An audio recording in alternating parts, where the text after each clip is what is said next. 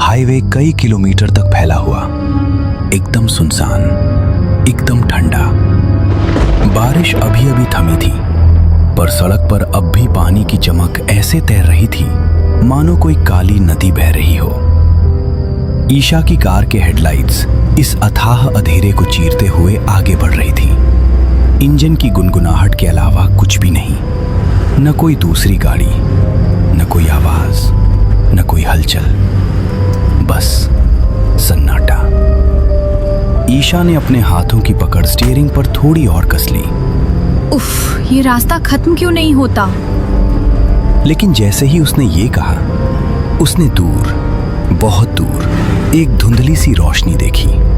और इस समय यहाँ कौन अपनी गाड़ी पार्क करता है? ईशा ने देखा सड़क के किनारे एक पुरानी काली सेडान खड़ी है। उसके बगल में एक आदमी और एक औरत खड़े हैं। वे बेताबी से हाथ हिलाकर लिफ्ट मांग रहे हैं। ईशा ने धीमे से ब्रेक लगाए। जी, क्या हुआ? क्या आपकी गाड़ी खराब हो गई? हाँ बहन जी, बहुत बहुत धन्यवाद। इंजन अचानक बंद हो गया। मैं और मेरी पत्नी कब से फंसे हैं। प्लीज हमें बस अगले टोल प्लाजा तक छोड़ दीजिए, वहां से टैक्सी मिल जाएगी। ठीक है, आप बैठ जाइए, पर जगह कम है। सीमा जी, आप आगे बैठ जाइए। विकास जी, आपको पीछे बैठना पड़ेगा। सीमा तेजी से आगे की सीट पर बैठ गई। विकास संकोच करते हुए पीछे की सीट खोली।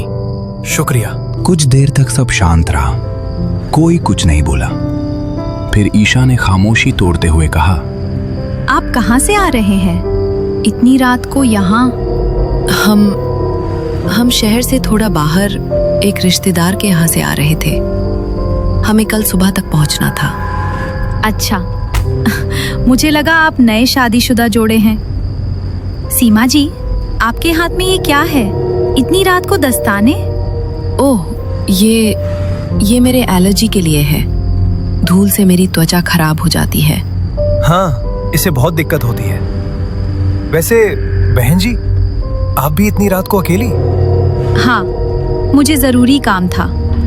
मैं एक बड़े शहर में रहती हूँ, मुझे अकेले ड्राइव करने की आदत है। कार हाईवे पर आगे बढ़ रही थी।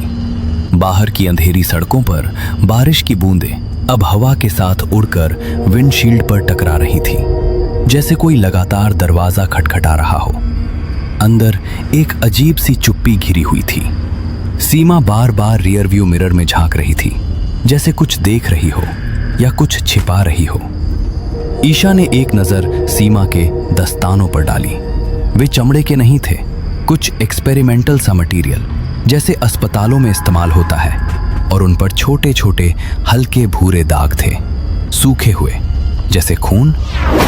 ईशा के माथे पर हल्का पसीना आया, पर उसने खुद को शांत रखा। अचानक विकास ने धीमी, लगभग फुसफुसाहट जैसी आवाज में पूछा, बहन जी, आप ये रास्ता पहले भी ले चुकी हैं? हाँ, कई बार। क्यों? कृपया स्पीड मत बढ़ाइए। स्पीड? पर मैं तो इस रास्ते पर लोग अपनी गाड़ी में बैठे बैठे गायब हो जाते हैं। ड्राइवर को पता भी नहीं चलता कि कौन कब गायब हो गया। ईशा का दिल एक पल के लिए रुक सा गया। विकास अचानक आगे झुककर बोला, कभी कभी लोग एक दूसरे की जगह बदल लेते हैं। ईशा ने तुरंत रियर व्यू मिरर में देखा। पीछे की सीट खाली थी। विकास वहां नहीं था। विकास अचानक ठीक उसके सामने आ गया। उसने झटके से ब्रेक मारी। कार चीखती हुई सड़क के किनारे फिसली और रुक गई। अरे क्या हुआ बहन जी, डर गई क्या? मैं तो बस मेरे जूते निकालने नीचे झुका था। माफ करना, सच में माफ करना। आप पागल है क्या? कोई ऐसा करता है? वो भी इतनी रात को, इतनी सुनसान सड़क पर। सीमा जी, ये आपके पति है ना? इनको जरा समझाइए। मैंने इन्हें कितनी बार कहा है, पर आदत है इनकी। अब नहीं करूंगा वादा। आप बस गाड़ी आराम से चलाइए, डरिए मत। हम भी घबराए हुए थे, इसलिए शायद जल्दी से उठ गया। ईशा ने गहरी सांस ली, खुद को संभाला और फिर धीरे से कार स्टार्ट की। हेडलाइट्स फिर से सड़क को चीरने लगी। कुछ मिनट तक सब खामोश रहे। फिर माहौल हल्का करने के लिए सीमा ने बात शुरू की। ईशा जी, एक बात पूछूं? बुरा मत मानिएगा। हाँ पूछिए। आप भूत प्रेत वगैरह में विश्वास करती है? नहीं, बिल्कुल नहीं। ऐसी चीजें कहानियों में ठीक लगती हैं, असल में नहीं। दिलचस्प है, क्योंकि कुछ लोग मानते हैं कि ऐसी रातों में कोई भी अचानक साथ मिल सकता है। मतलब जैसे कोई अभी आपके साथ बैठा हो और अगले ही पल गायब। अरे ऐसा थोड़ी होता है। मैं तो बस पूछ रही हूँ, ईशा जी को डर तो नहीं लगता ना? नहीं, मुझे डर नहीं लगता। बस ये बातें अजीब लगती हैं। अजीब? हाँ, अजीब तो होती ही है। क्या आपने कभी खुद ऐसा कुछ देखा है? हाँ, क्या? हाईवे पर लोग मदद मांगते दिखते हैं, पर असल में वो होते ही नहीं। मतलब उनके शरीर तो सालों पहले मिल चुके होते हैं। सीमा जी बहुत वियर्ड बातें करती हैं। क्यों? सच कभी कभी वियर्ड ही होता है। ठीक है, पर ऐसी बातें इस टाइम पर थोड़ा डरावनी लगती हैं। इसलिए तो पूछ रही थी। क्या आपको कभी लगा है कि कोई आपके पीछे बैठा है और फिर अचानक नहीं? बस कर सीमा, अब सच में बंद कर। अरे मैं तो बस बातें कर रही हूँ। वैसे ईशा जी, आपने कभी सोचा है कि जो लोग रात में अचानक रास्ता मांगते हैं वो सफर पूरा करने आए होते हैं या किसी को साथ लेकर पूरा करवाने? अरे डरिए मत ईशा जी, सीमा ऐसे ही बात करती है। इसे हॉरर स्टोरीज का बहुत शौक है। स्कल टेल्स की तो पक्की दीवानी है ये। वो कहानियां सच होती हैं। अच्छा, तो इसलिए आप ऐसे बोल रही थी?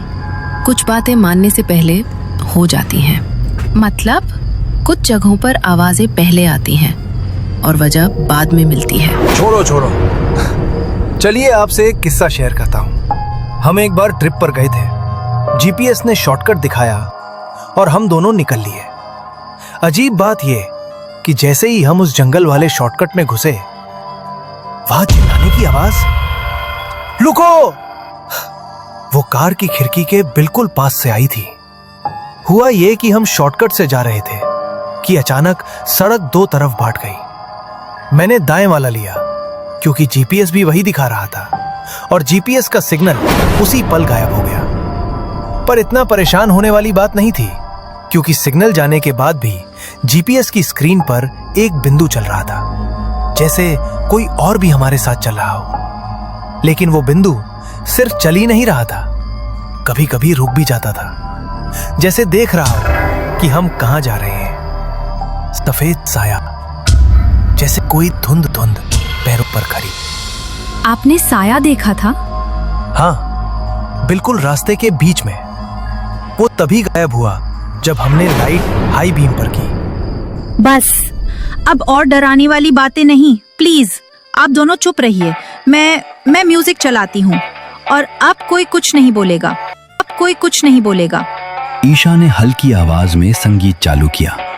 धीमा सा गीत कार में फैल गया और तीनों कुछ क्षणों के लिए शांत हो गए। कार अपने रास्ते पर चुपचाप आगे बढ़ती रही, बस हल्का सा गाना और बाहर का घना अंधेरा। तभी अचानक ईशा चौंक गई। बचाओ, कोई तो सुनो। जब आवाजें बंद हो जाती है तब डरावनी कहानियां शुरू होती हैं। काले रहस्य अजीब हाथ से पुराने खंडर से लेकर अंधेरे रास्तों तक हर किस्सा आपको सोचने पर मजबूर करेगा। कुछ ऐसी ही डरावनी कहानियां और किस्से, उन्हें सुनने के लिए अभी फॉलो कीजिए स्कल टेल्स, सिर्फ स्पॉटिफाई पर, अगर हिम्मत है तो। और उसने झटके से ब्रेक मार दिए। उफ, ये एडवर्टाइजमेंट्स भी ना, इससे अच्छा तो रेडियो ही बंद कर देती हूँ। उसने रेडियो बंद कर दिया और जैसे ही उसने सामने सड़क पर नजर डाली, उसकी सांस अटक गई। रास्ता अब दो दिशाओं में बंट रहा था। ये देखकर ईशा खुद भी घबरा गई। अब कौन सा रास्ता लूं? कुछ समझ नहीं आ रहा। मैं कुछ बोलूं? मुझे लगता है आपको लेफ्ट वाला रास्ता नहीं लेना चाहिए। शायद वो गलत रास्ता हो। पता नहीं, एक बार मैप चेक करती हूँ। ईशा ने अपना फोन निकाला और लोकेशन चेक की। स्क्रीन पर साफ लिखा था, लेफ्ट वाले रास्ते पर मुड़े। मैप तो मुझे लेफ्ट ही जाने को बता रहा है। क्या करें, चले यहाँ से? मुझे लगता है शायद नहीं। आप चलिए ईशा जी, क्या पता हमारी मंजिल इसी रास्ते पर हो। मैं भी वही सोच रही थी। चलो चलते हैं। उसने कार लेफ्ट वाले रास्ते पर मोड़ दी। सड़क अब और सुनसान हो चुकी थी। कुछ दूर जाने पर ईशा को हवा में एक हल्की सी धुंध तैरती दिखाई दी। धीरे धीरे वो घनी होती गई और ईशा को लगा मानो उस धुंध के बीच कोई खड़ा हो, लेकिन वो फिर भी चलाती रही। कुछ और मीटर आगे जाते ही धुंध में अचानक 2 लाल लाइटें चमकी। ईशा ने ध्यान से देखा, एक कार उल्टी पड़ी थी, सड़क के बिल्कुल किनारे। उसकी हेडलाइट अभी भी धुंध में बुझ बुझ कर चमक रही थी। कोई एक्सीडेंट हुआ है? हाँ, हुआ है।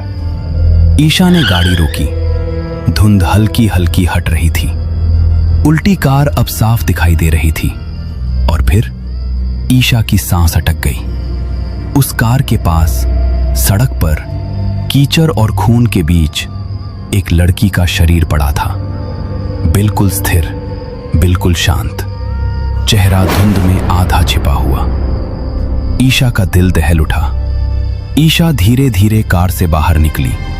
हर कदम उसके पैरों में सीसा भर रहा था। जब वो उस शव के बिल्कुल पास पहुंची, उसने हल्का सा झुककर चेहरा देखने की कोशिश की और ठिठक गई और उसका गला सूख गया। वो चेहरा उसका अपना था। वो खुद वहीं सड़क पर गिरी पड़ी थी। नहीं। मैंने कहा था ना बहन जी, लेफ्ट वाला रास्ता मत लेना, हम सब यहीं फंस गए थे। ईशा ने पलट कर देखा। सीमा और विकास कार के पास खड़े थे, पर अब उनके चेहरे इंसानों जैसे नहीं थे। धुंध हटते ही उनकी त्वचा झुलसी हुई दिखी। आंखें गहरी काली खोहों में बदल चुकी थीं और कपड़ों पर पुराने सूखे खून के दाग थे। मैंने भी कहा था ना, क्या पता इस रास्ते पर ही हमारी मंजिल हो। देखो, हो ही गई। हमारे एक्सीडेंट के बाद किसी ने हमारी बॉडीज नहीं देखी। बस लोग कहते थे इस सड़क पर अजनबी लिफ्ट मांगते दिखाई देते हैं। अब पता चला। चलो, अब हम सब साथ चलेंगे। ये सड़क कभी किसी को अकेला नहीं छोड़ती। धुंध अचानक तेज घूमने लगी। तीनों आकृतियां उसमें घुलने लगी और हाईवे फिर से उतना ही शांत, उतना ही सुनसान और उतना ही ठंडा हो गया। कुछ देर बाद उसी सुनसान हाईवे पर एक नई कार आ रही है। हेडलाइट्स धुंध को चीरती हुई। सड़क के किनारे 3 आकृतियां खड़ी हैं, सीमा, विकास और बीच में ईशा। चैनल टू सब्सक्राइब करो भाई लोग।